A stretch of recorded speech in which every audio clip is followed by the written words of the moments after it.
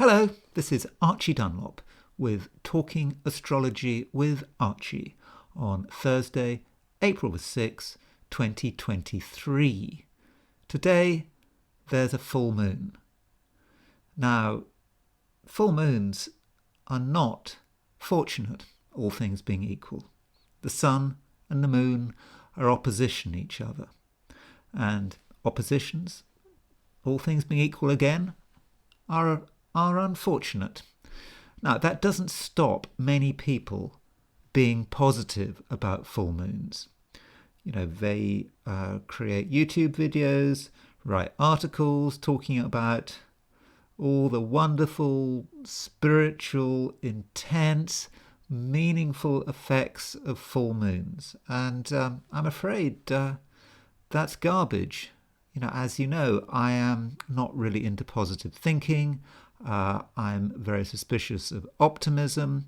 And, you know, when I see a full moon, I'm thinking, all things being equal, it's not good news. You know, also, when you hit the full moon, the moon moves from being waxing to waning. You know, you've got something which represents the peak, and now it's all downhill. And, you know, in Indian astrology, the moon is considered to be unfortunate when the moon is waning. And as soon as you hit that full moon, the moment you hit the full moon, yes, the moon will be waning. And things aren't going to be great. And, you know, when you're setting up a venture for the first time, ideally, you should be setting up that venture when the moon is waxing, not waning. I mean, there are other things to consider. Yeah, so full moons are not great. So, what about today's full moon? So let's have a look at today's full moon. Okay, so normally I set up charts for New York, but this time round I've set it up for London. I've set it up for the exact time in London when the full moon happens astrologically. So here we have it. It's on April the 6th, 2023, today at 5:34 a.m. London time. So the main theme is that the moon is in Libra. There it is. And it's opposition the sun in Aries.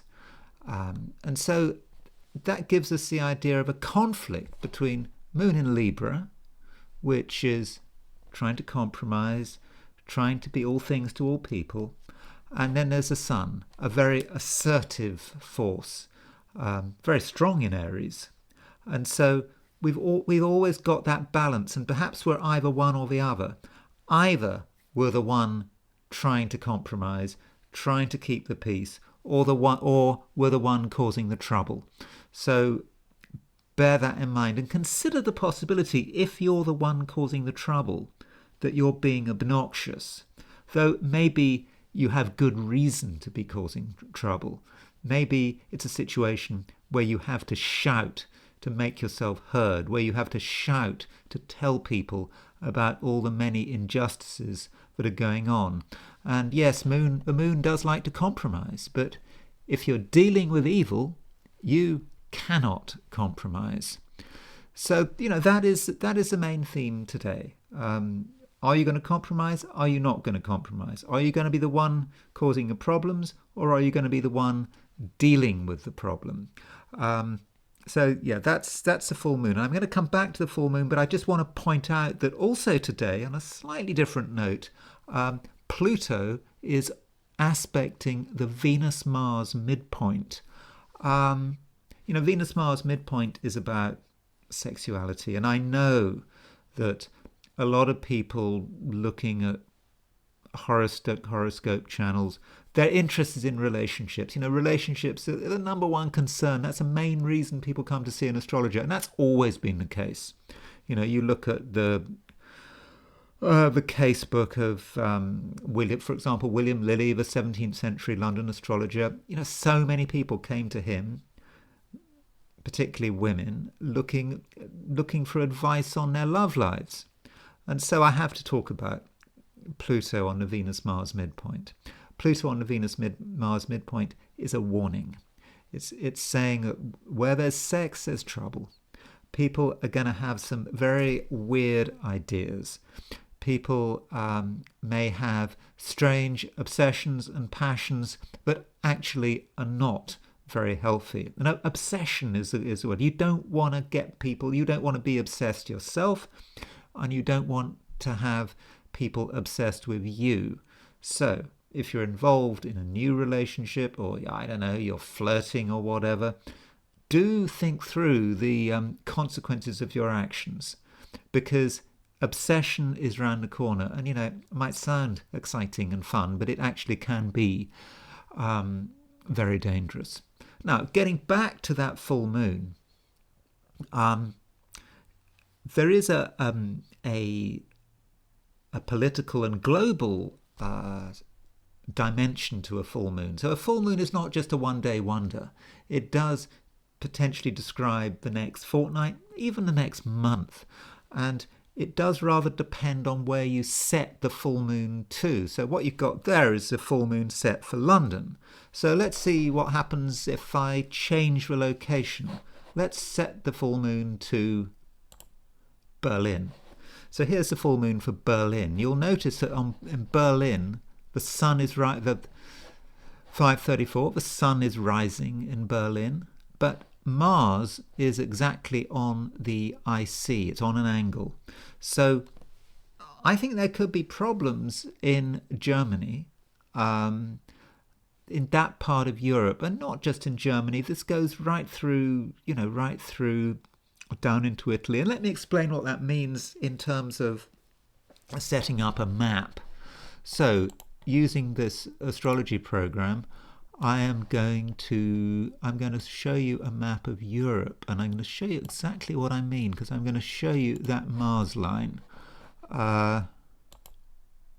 So there's Europe. That's the line I'm talking about. Mars on the IC. You can see it goes through Norway, goes through Sweden, that goes right through Berlin, goes close to Prague, and so this hits Rome. So somewhere along this line, over the next couple of weeks, there could be trouble. Maybe we're talking about a political crisis, perhaps in Italy, perhaps in Germany. Mars on the IC, that could be a violent event. So yeah, that's something to watch for. Now, if I were to set this chart for somewhere else, let's say I was setting it for Kiev. There's Kiev, capital of Ukraine. You can see that this yellow line is Uranus. So Uranus is actually rising, at least in a zodiacal sense, in Kiev. And so, I know there's always stuff going on in the Ukraine, but maybe something in particular will be happening in over the next couple of weeks, which may be even given the surprising events that are always happening in the Ukraine, it may be extra surprising. So yeah, so that's something to look out for. And so Berlin is is certainly a city that I would be looking for. Look there, you see Berlin. You've got the Mars line, and then you've got the full. This is the place where the sun and the moon are on the horizon. You see it crosses Berlin. So so check out what's going on politically in Berlin. It could be interesting. Now, as far as the 12 signs are concerned, as usual, I've done a very quick forecast of the 12 signs. Aries, 3 stars. Consider the human dimension. Taurus, 3 stars. Light shines on the darkest secrets. Gemini, 3 stars. The first efforts shouldn't be discussed. Cancer, 2 stars. Balancing home and work is tough. Let me tell you why I said that, because there's Cancer. And yes, there you see you've got the full moon across the, when you set the houses up for the star sign, there you've got a full moon across the sign Aries relating to work, Moon, a Libra, relating to home. It's a full moon. They're in opposition to each other. Leo, 4 stars. The longer the journey, the greater the prospects. Virgo, 2 stars. Money-wise, you need an answer. Libra, 2 stars. You're not the strongest boxer in the ring. See, there's your moon in Libra. The strongest boxer in the ring is Sun in Aries. That's someone else. Scorpio, 1 star. Old habits die hard. Sagittarius, 2 stars. The glasses of the mind need cleaning. Capricorn, 4 stars. Their success is your gain. Aquarius, 3 stars. Freedom is fragile. And Pisces, 3 stars. Don't make it complicated. Okay, so that's astrology. Now let's take an alternative view. Let's use the I Ching instead. So I have already cast the I Ching. Those few people, I know not many people are listening to me. So this is what I reckon. So the first hexagram I threw when I did the I Ching was 32, which means duration, and that means stick at it, keep going. You're on the right track. It may take you a lot longer than you think to reach your goals, but it's okay. And you have to have confidence in yourself. Now, there is going to be a point where you feel that you've got big ideas. You feel you've got a strong personality. You've got a strong enough personality to see it through, yet you're not getting any help. You feel the resources are simply not available. So what are you going to do? Well, I think you wait. You keep going. If you're on the right track, things will come your way. Now, there is an issue here with the I Ching, because the I Ching was created a long time ago, and it was a fairly structured Confucian approach to the world, and there was a gender difference there.